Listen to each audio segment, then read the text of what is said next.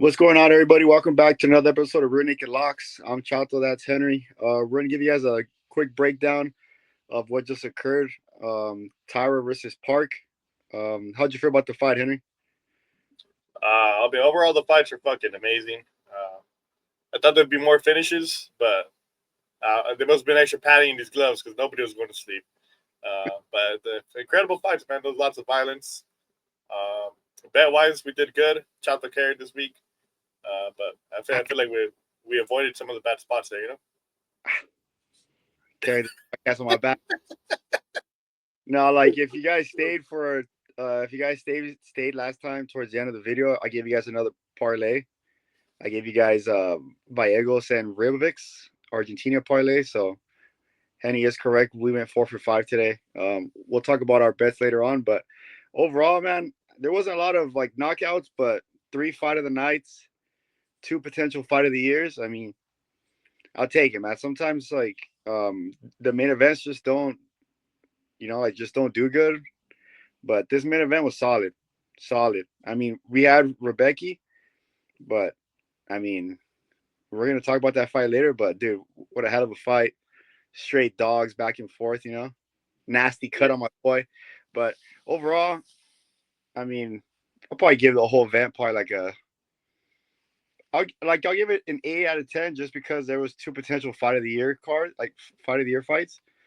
And then it's just good to see that we have another contender in flyweight because, like I'm tired of seeing Pantoja fight the same guys.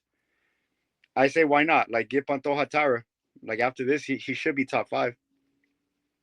Yeah. I mean, yeah, I can see it. If not, I mean, if they needed fucking Tyra to fight again, that's how you do. Brandon Moreno, somebody who's already up there. Moreno or Kai Kara France, either one of those 2 guys.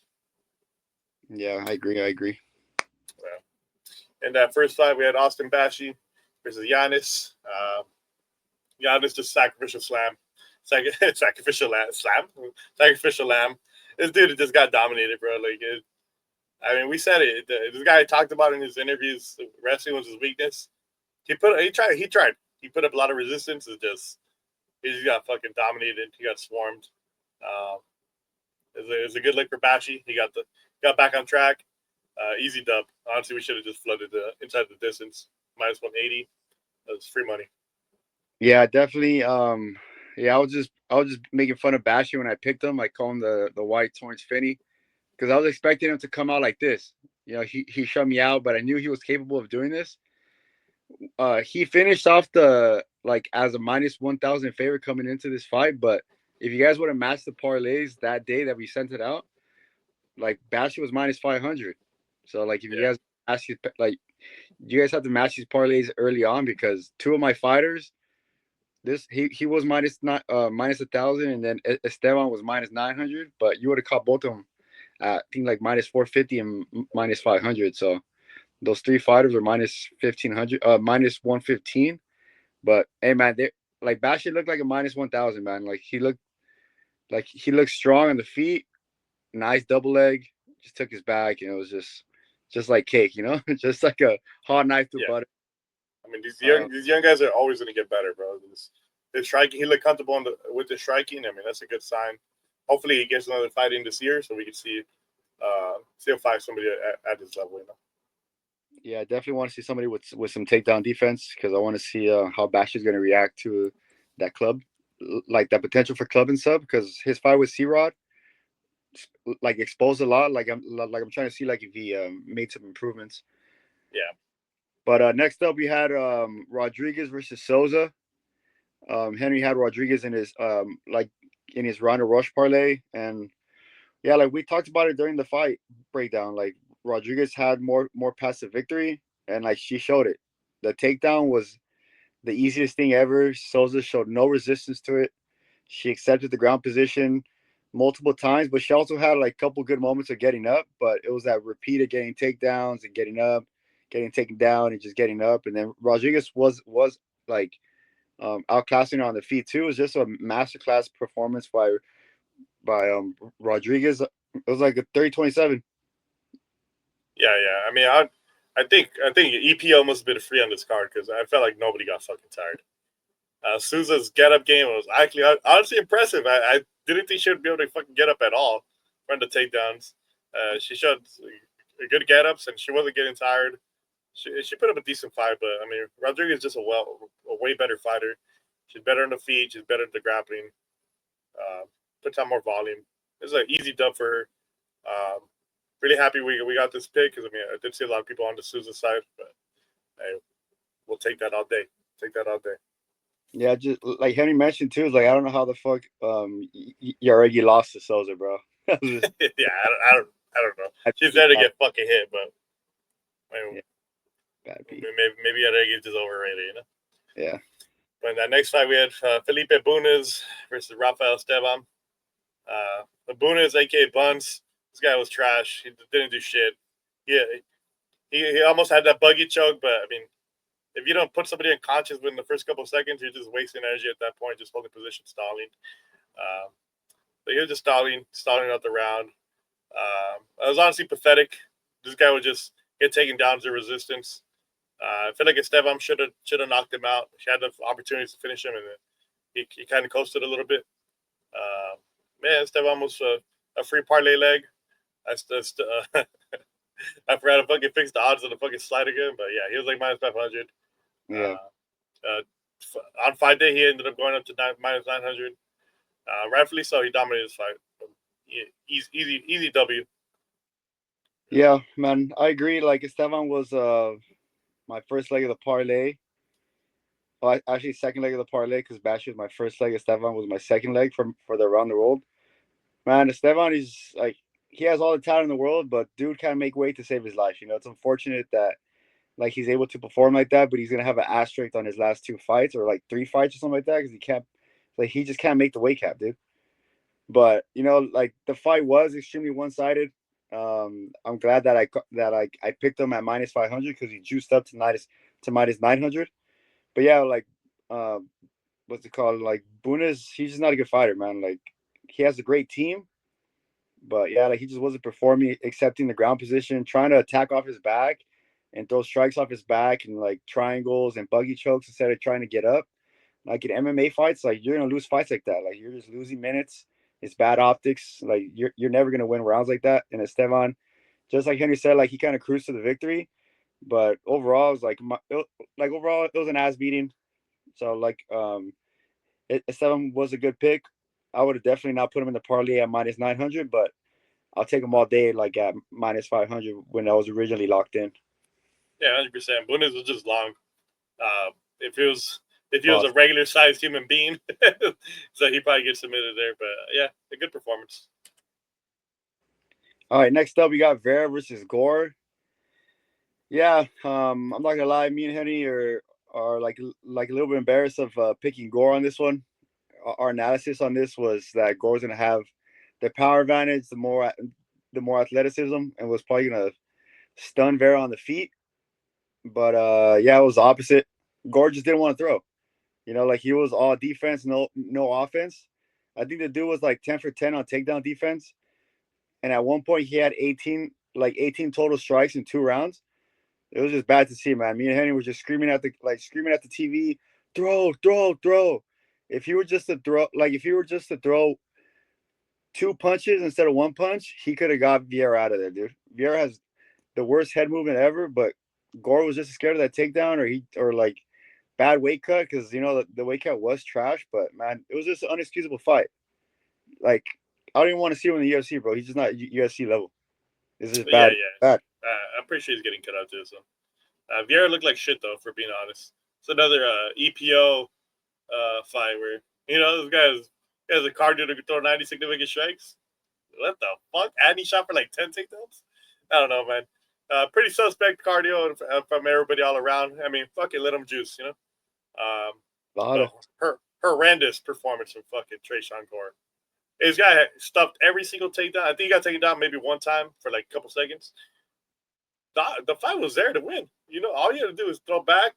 He got struck by a fucking jiu-jitsu guy. There's levels to this shit. Get him out of here. Pathetic performance. Terrible pick by us. Trayshawn is fucking horrendous. I still wouldn't parlay with freaking Vieira. He did win, but he looked like shit. But yeah, I'll probably fade him next time. Horrible pick. All right, next up we got Nakamura versus Fletcher. This was Henry's like around Rhino Rush parlay right here. And yeah, like we already knew Nakamura was gonna win. I picked him by decision, but like Henry clutched up and picked him by KO. I did not see that coming, dude. His hands were looking crispy, but like he did say, like in his post-fight interview, that he's starting to fall in love with his hands, and like that cost him in his last fight. But this time, he wants to go out and show that he has hands. So that gets me a little bit worried for like his upcoming fights. Like hopefully he's not one of those those NCAA like Olympic wrestlers where like all they do is strike and then like they fall away from their base of wrestling. But overall, like it's definitely like a good performance by Nakamura. Straight two pisses down that like right down the middle, and then that fucking it was a beautiful body kick that dropped him. You know. Yeah, good. Fletcher is just horrendous. I would never parlay Nakamura minus 400 against a decent fighter. But Fletcher, this guy is fucking dog water, bro. I mean, lost to Colin Logren. Get him out of here. Get him out of here, bro. This is not UFC level. His record is fake. 9-2. Well, he's 9-3 now. That shit's fake, bro. Get him out of here. He's no good. Nakamura, I mean, I would have liked to see the wrestling a little bit more just to see him mix it up. It shows that he still has that in the back pocket, but hey, fuck it. A KO under a minute, we'll take that. I was expecting him to take him down, a crucifix, and then ground and pound him from there. But the hands are there. Fuck it. We'll take that all day.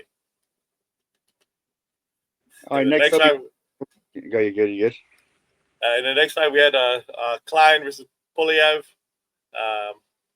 It was kind of how we expected. They're both fucking garbage.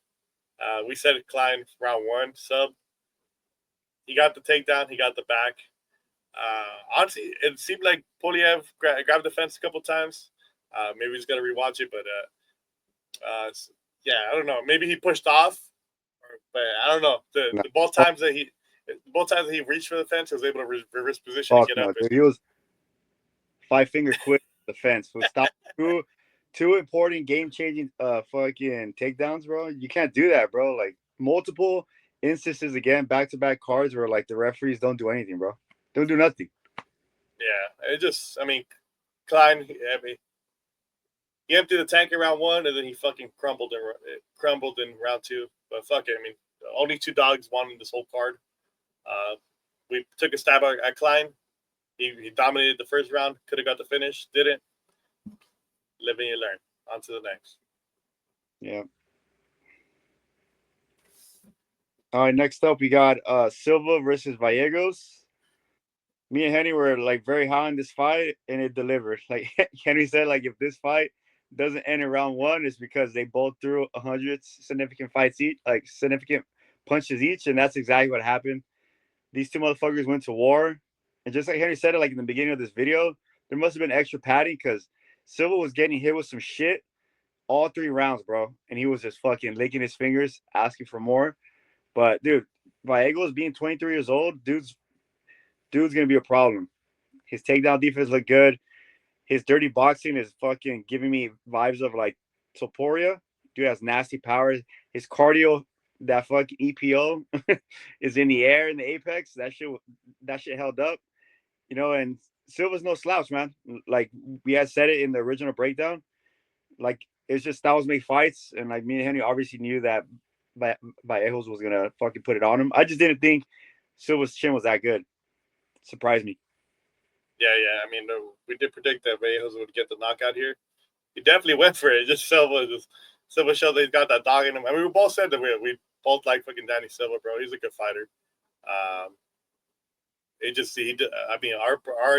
analysis was that he didn't have the power to, keep Vallejos a distance. I mean, and he didn't, but he was able to match the volume, match the output, and he landed some good knees up the middle.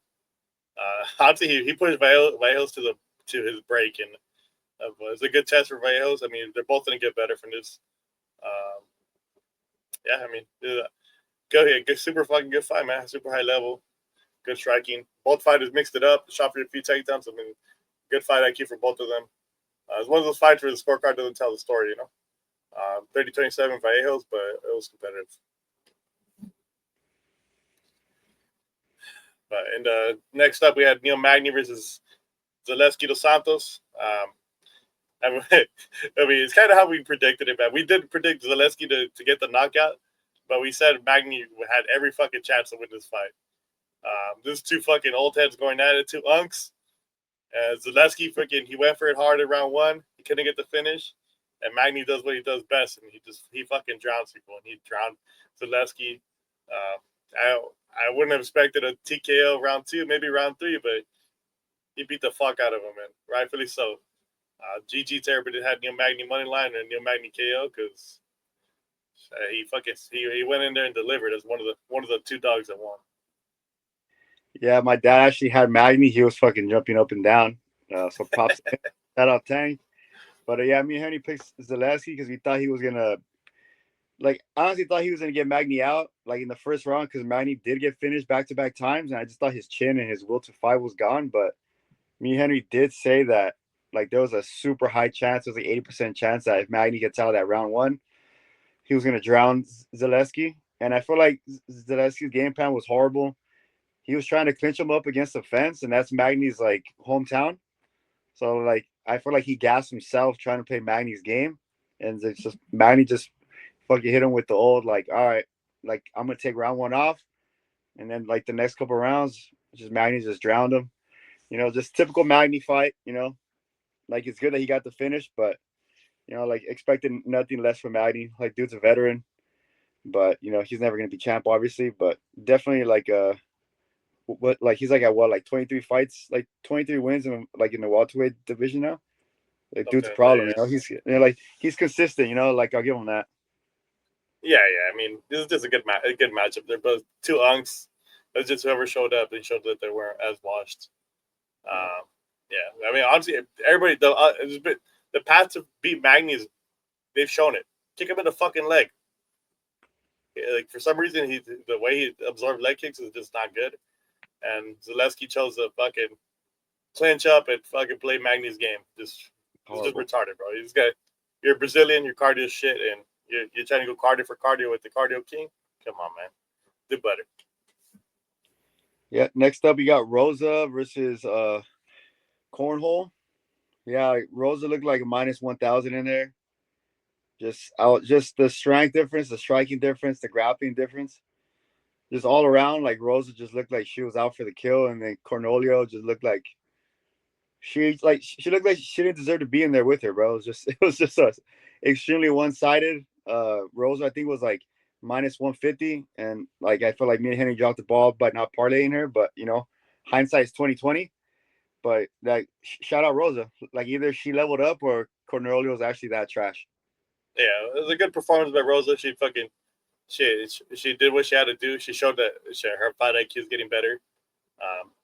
She was beating her on the feet, and when she wanted to take her down, she took her down. The only thing I will say about Rosa is she definitely should have finished this fight. Yeah. She had every opportunity to finish her, and she chose the coast. Round 3, she was done for, man. In round 2, she came close to finishing her, and in round 3, she got her down almost immediately, and then decided half guard, throwing pitter-patter punches. I don't know, man. I feel like if you want to be a contender in this division, you got to make a statement, and she had the chance to make a statement win over somebody who wasn't on her level, and she chose the coast. But GG, -150. That was honestly a gift. She was probably one of the better picks in this whole card. Yep. But after that, we had Esteban Ribovics versus Elves Brenner. Crazy fucking fight, man. This guy, Brenner's chin is fucking amazing. I thought eventually Ribovics would knock his ass out, and that didn't happen. They went chin for chin. I think they both landed over 100 significant strikes on each other. The power was on the Ribovics side. Brenner had a few good punches, but it was Ribovics all day. This dude, he fights chin in the air. But I mean, you got to outdog his ass. I mean, he stopped every single takedown, every single one, bro. Yeah, I mean, honestly, I want to see Ribovics versus Mateus Rebecki. I think that's the fight to make next.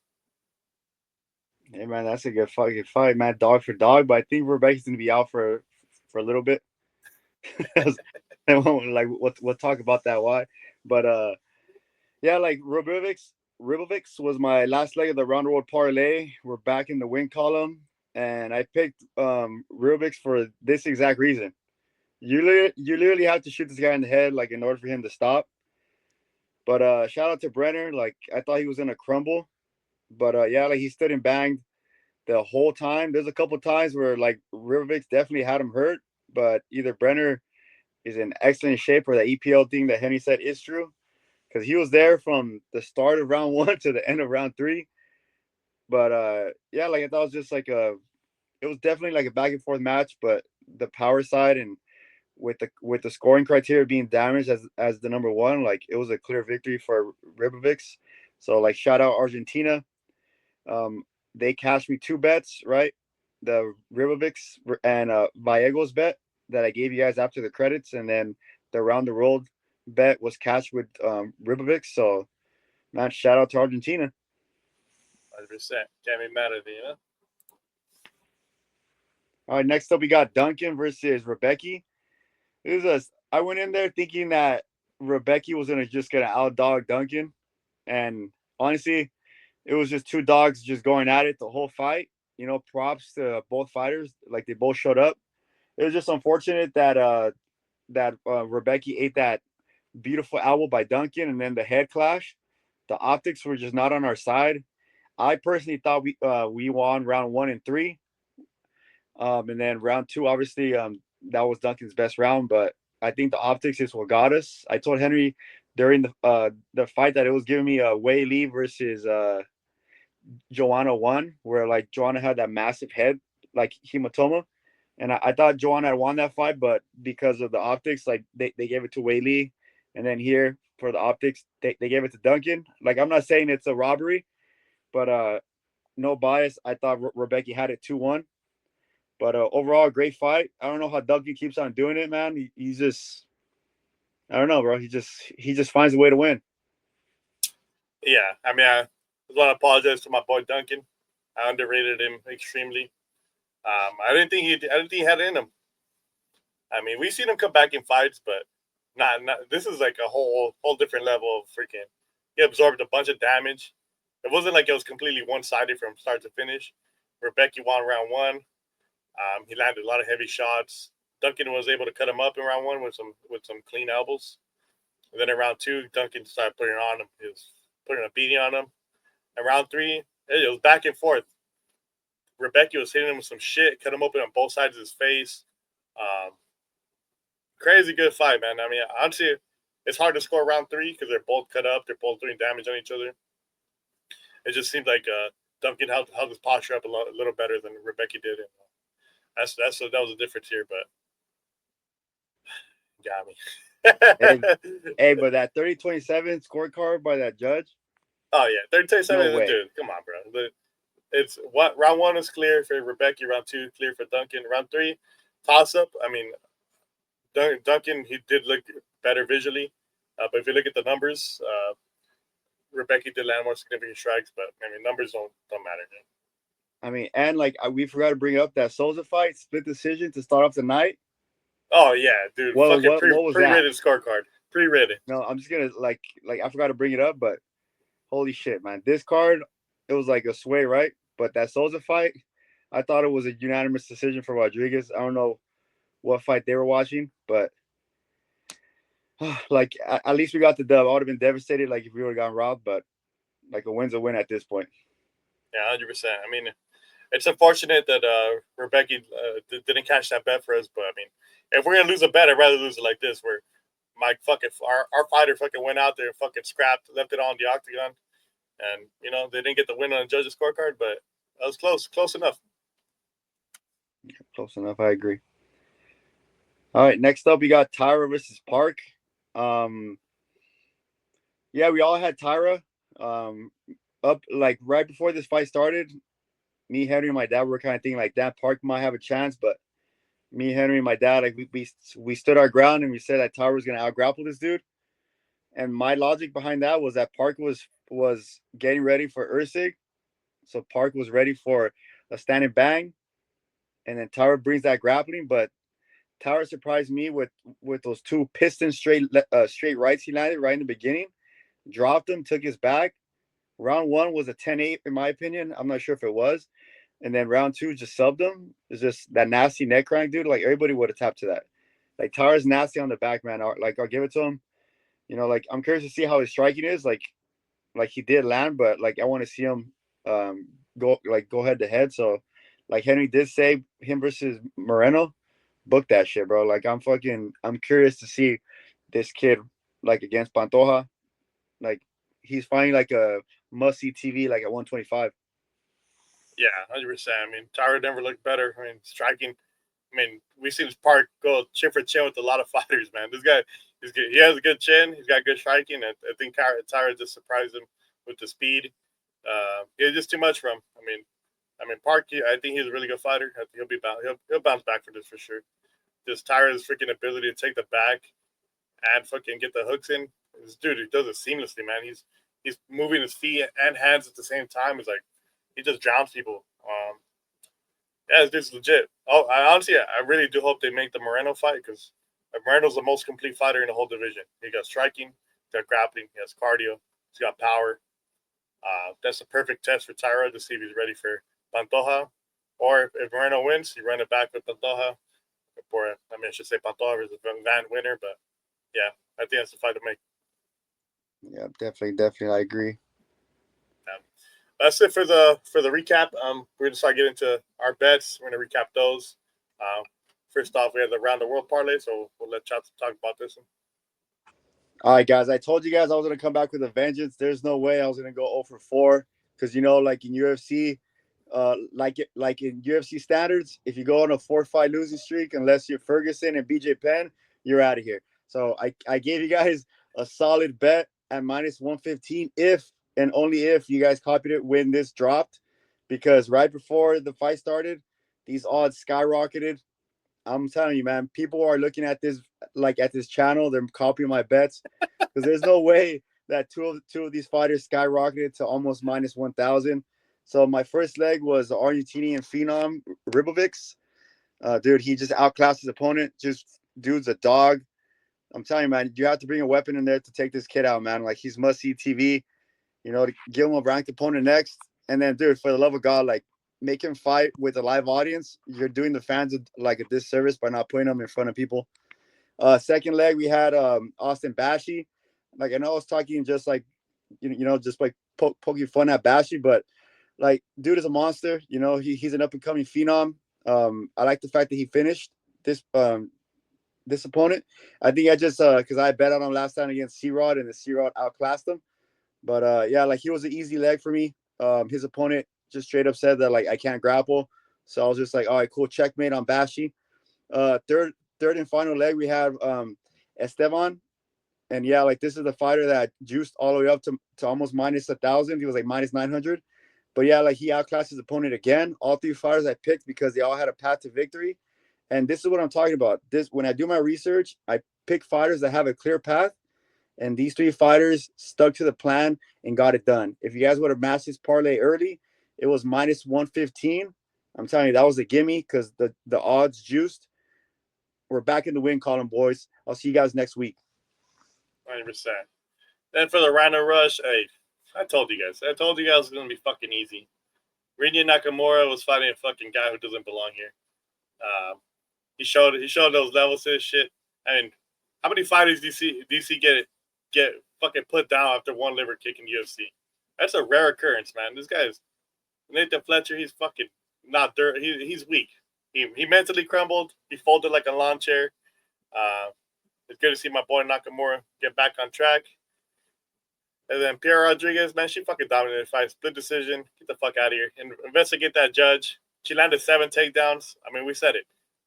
She's just a more complete fighter. She's in a strike. She's in a grapple. She's going to put out the volume. She definitely did that. She dominated that fight. This is a gift at -114. Even money, basically. Hey, we take those all day, man. Take those all day. GG to everybody that matched it.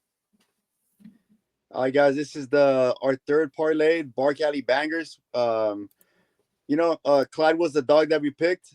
You know, Klein had a clear victory, and it was the grappling exchange.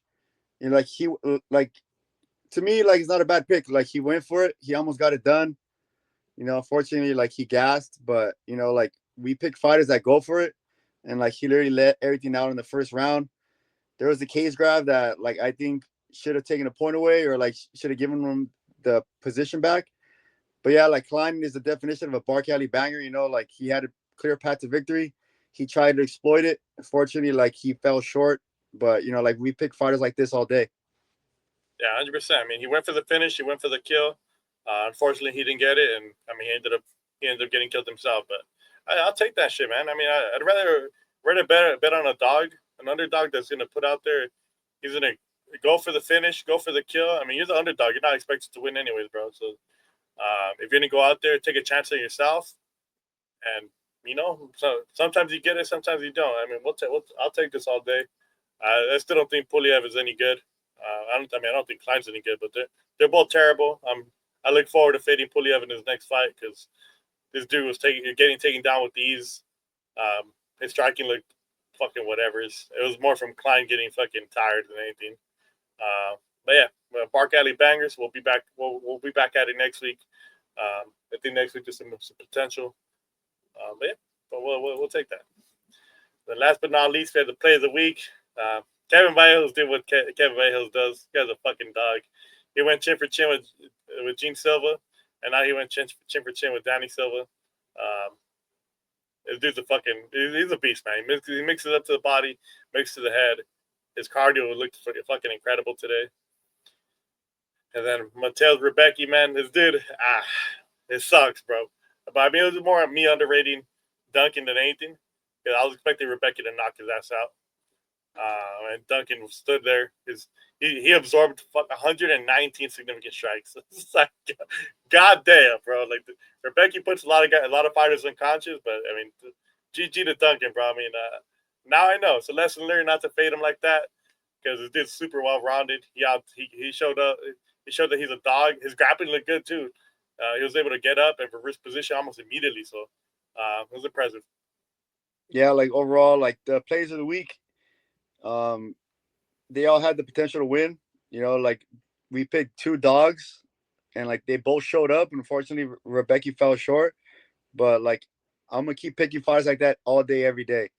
There was some extra padding like in those gloves, you know, like and Duncan's a zombie, bro. Like you just can't like it's like hindsight's 2020, bro. Like you can't take like you can't take characteristics like that like into account because how are we supposed to know that Duncan was a monster like that? You know, like 109 significant strikes. Anybody falls asleep to those kind of volume, man. It's just unpredictable sometimes, but I still think it was an awesome play of the week at -115. Like I'll take that every day, man. 100%. I mean, those 3 KOs in this card, and 2 of them were body shots. You know, 2 of them were body shots, another one was ground and pound. So like nobody was going to sleep today. Everyone was absorbing punches on the chin clean. We had Duncan and Rebecki both absorbing dummy shots to the chin. And that was Brenner absorbing fucking haymakers. I don't know. Something was in the air today. Nobody was getting knocked out. Yeah, it's unfortunate. But shout out to Chato for chopping the Argentina play. You know, we were able to parlay Kevin Vallejos and Esteban Ribovics. I think it was like -130, something like that at the time of the video. So GG to everybody to match down because you know that was another freebie. So I mean that turned a even night into a good night. You know. Yep, definitely. Like, make sure to stay like at the end of those bet videos because I'm always gonna start dropping like a little bit of bangers at the end, right? But like on the screen, man, we have our schedule. Make sure to turn your bells and notifications on. Tuesdays, we're gonna put our bets and breakdowns. Wednesdays, Ultimate Fighter recap, and then once Ultimate Fighter's done, we're gonna go into Dana White Contender Series. Sundays, we're gonna drop our like event recaps for all the Saturday's fights. This time we went positive. Next time we're gonna try to go 4 for 4, 5 for 5. We're just gonna start aiming for the moon, and we're gonna try to give you guys the best options. The fight card delivered this time. Hopefully, the fight card delivers next Saturday. And then if you guys think we're missing that China card, I'm staying up for you guys. Yeah, 100%. I mean, and shout out to everybody who tuned in. It was a lighter on the view side for us, but I mean, there's the 2 unknown fighters fighting in the main card, so Next week we got a good main event. Maybe Roman Dolidze versus Anthony Fluffy Hernandez. These guys are gonna go fucking chin for chin. It's gonna be a dogfight. So everybody should tune in for that one. Good fight night potential. Yep, definitely, guys. Like, thanks again for tuning in to Real Naked Locks, boys, and I'll see you guys next week. 100%.